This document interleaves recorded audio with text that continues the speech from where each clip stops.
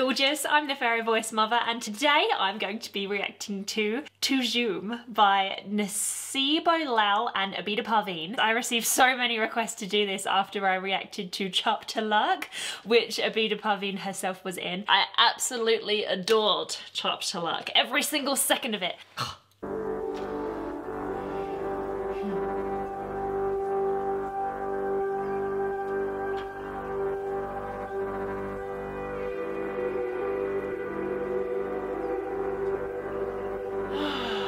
Coke Studio logo glimmering away over there as if it were the moon, and the way they gradually turn those warm lights on as if it were the sun rising. Nothing provokes inner peace and joy and connection with the world quite like a good sunrise. Oh,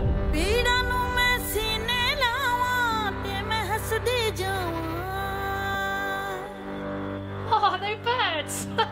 That's so cute.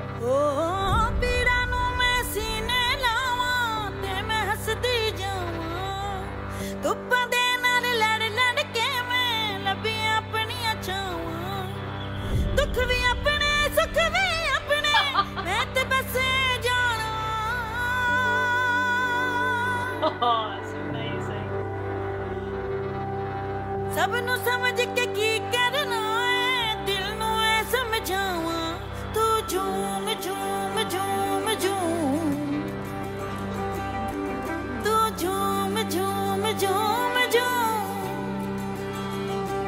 It's not very often that you can describe a voice as both warm and cutting. Like, she pierces through that swirly low layer of synths and bassy boom boom boom stuff. It's not so piercing that it would interfere with the little birdie tweets on top. It's still got that warmth to it and like a little bit of aspiration at times as well. I'll show you what I mean.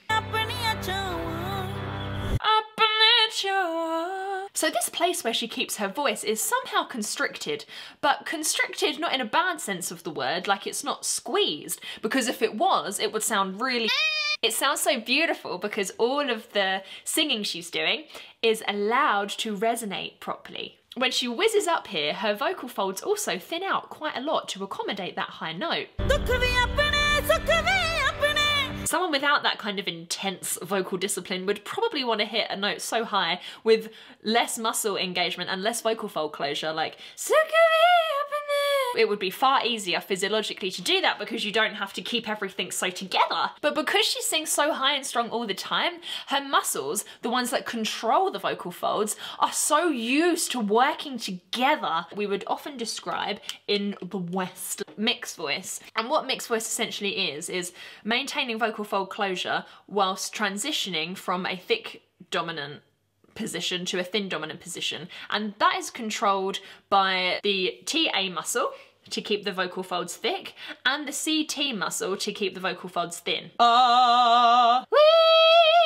So that basically means that both the TA muscle and the CT muscle work together to make sure the vocal folds just thin out perfectly without any sudden jolty between the two. She can coordinate both of those muscles together to achieve this optimum, shiny, brilliant voice. Even when she's doing the stuff that's relatively low for her, like the Tu Jhoom, Jhoom, Jhoom, Jhoom. She could probably relax her voice. Tu Jhoom, Jhoom, Jhoom, Jhoom. But she's not. It's Jhoom, Jhoom, Jhoom. So she's ready to stretch it up at any moment. If you did decide to sing that melody in a lower speechy placement, you would probably feel tempted to do that little flip there. Tu Jhoom, Jhoom, Jhoom, Jhoom. She is an athlete in the sense of the word that her muscles are hench and trained and disciplined. I'm sorry, that was super nerdy. Don't leave, don't go.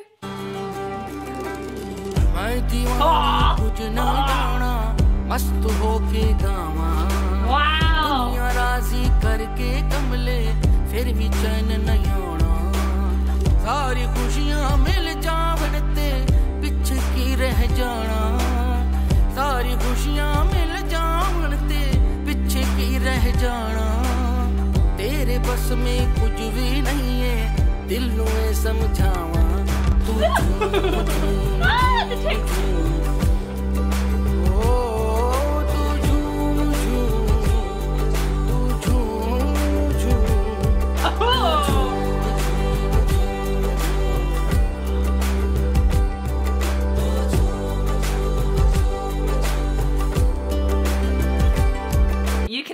in Naseebo's eyes when she looks at Abida. It's like, when her voice kicked in there, it was like a rumble.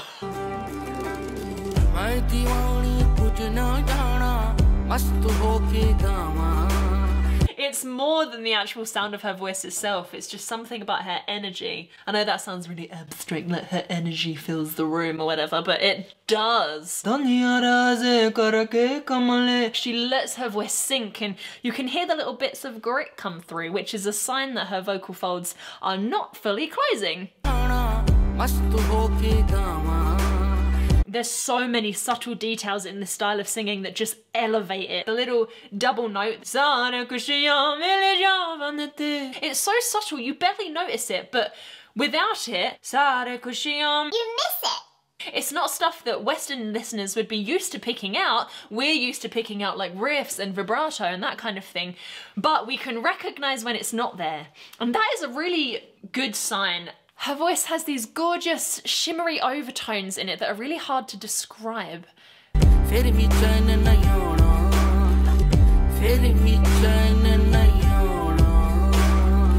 could be for many reasons. One of them could be because she's slightly older and she's been singing for a very long time. Her vocal folds are very well used, in which case they might have slightly worn out a little bit. They're perhaps not fully closing the way they might used to have done, but it's gorgeous because it's creating this little shimmer. And if that is true, it's just an explanation how the voice can be so beautiful in many different stages of life. The same way we can't fully replicate the voice of a child without actually being one because the anatomy is just so small. We also can't perhaps fully impersonate the older, wiser singer with years of experience with vocal folds that have vibrated so many times. Like, it's gonna have that slightly different... What is this? Oh, how beautiful.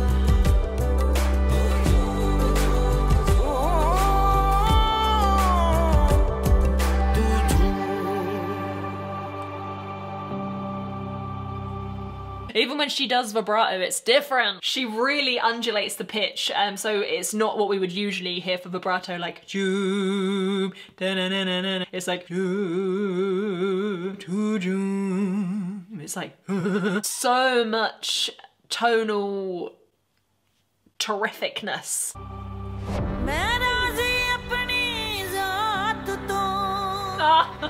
Oh, wonderful.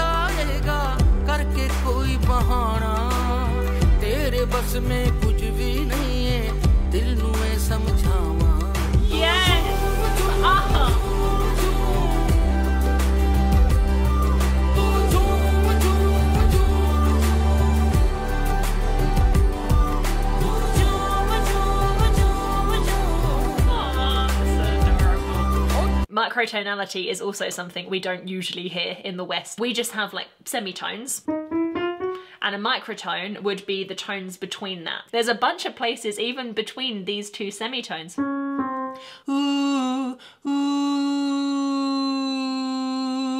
We're just not used to them, so when we hear that, we're like, it's very difficult to try and sing these microtones when you're not exposed to them. If you did want to try that for yourself and sharpen that skill, just slide slowly between semitones and see what you can find in between them. Ooh.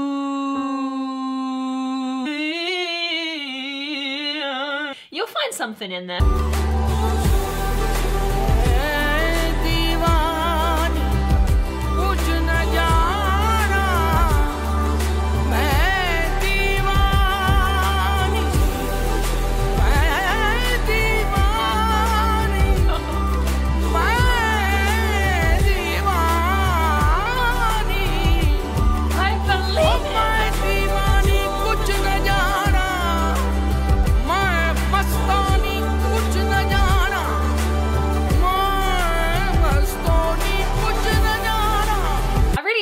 appreciate the effort that's gone into this musical arrangement in fusing the Eastern instruments with things like synths and obvious like post-production types of Westernness. Personally, I don't think I would miss that Western influence should they have decided to keep it all acoustic with the native instruments and the choir and stuff. I think that would have been really beautiful, but if the familiarity of those instruments mean that more people can be exposed to this like beautiful message, then it's a really good thing.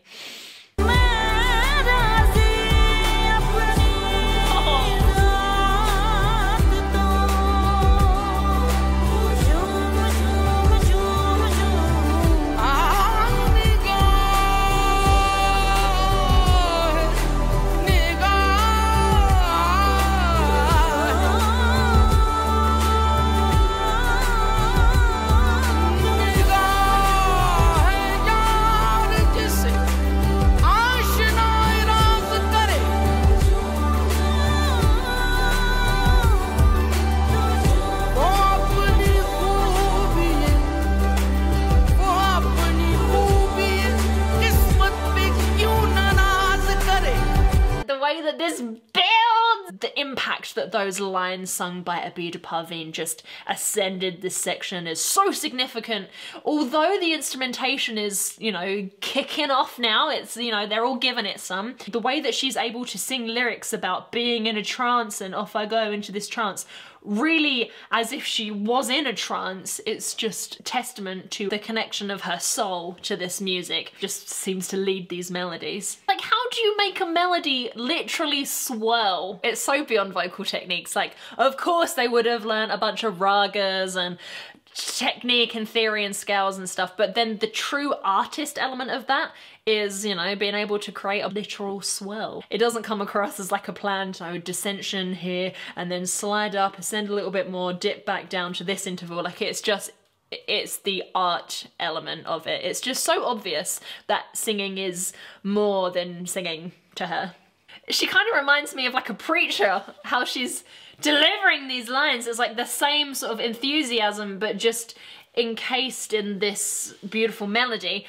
But what I love about this is, well, from the translation anyway, there isn't like a specific obvious religious attachment to it. I'm sure there is a specific vein of religion that this represents, but there are no specific god-like figures mentioned. It's just this whole thing in general, which I love that because it's so accessible, because you don't have to be of a specific religion to have these spiritual beliefs. I think they're for everyone. So that's nice.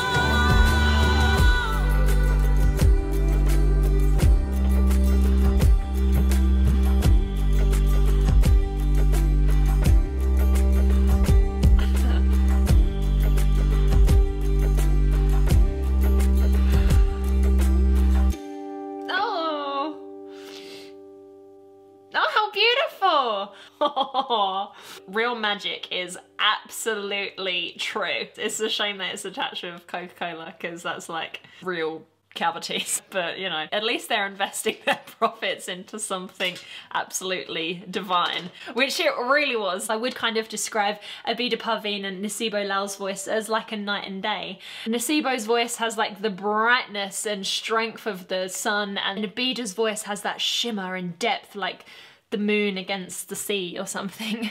So rarely in the West do we seem to come across songs with lyrics that are so benevolent and pure and humble and just like about really the essence of life. Like, it's always either you're a he's a I'm a I'm sorry for being a I'm actually not sorry, everything's just it's either that or like, look at that nice big bottom, I would like to encounter it and also do drugs. I think if people like it It's good. I'm just personally finding that delving into music where it's just being grateful for all of the beautiful blessings bestowed on us, it makes me happy. I just couldn't stop smiling the whole time. There's this synergy spiraling and they're just praising existence with all other kinds of forms of beauty and art around them. You've got dancing, you've got choirs, you've got bloody little birdies going on, and I just think this is so precious and beautiful. So Tu Jhoom apparently means transcend above me beyond what the eye can see. What a beautiful phrase. Where I'm from, we just have like Cockney rhyming slang, which if you're not familiar with it, it's basically the opposite of this because it's overcomplicating words that are actually easy. You might have heard the famous apples and pears. What's apples and pears mean? Stairs. Apples and pears? Stairs. Lovely. What's apples and pears mean? Fruit. So you just complicate something basic, whereas this is simplifying something incredibly deep and meaningful. The lyrics of this second verse. Ah, yes! Should you wish to do something that would make me very happy, then I want you to repeat these lyrics to yourself, maybe later on today after you've watched this video, because you watching this video also does make me very happy. You are destined for wonderful, abundant things. Sometimes they don't always look like the thing that you want. When you look really hard for it over there, sometimes you can miss it passing you by. It doesn't mean just give up. It means really look inside yourself and envision you at your absolute happiest. Not the happiness that you want to want, like a bloody Lamborghini or whatever. What would make your heart feel like it's gonna burst? That comes to those who give that message out to the universe and then wait.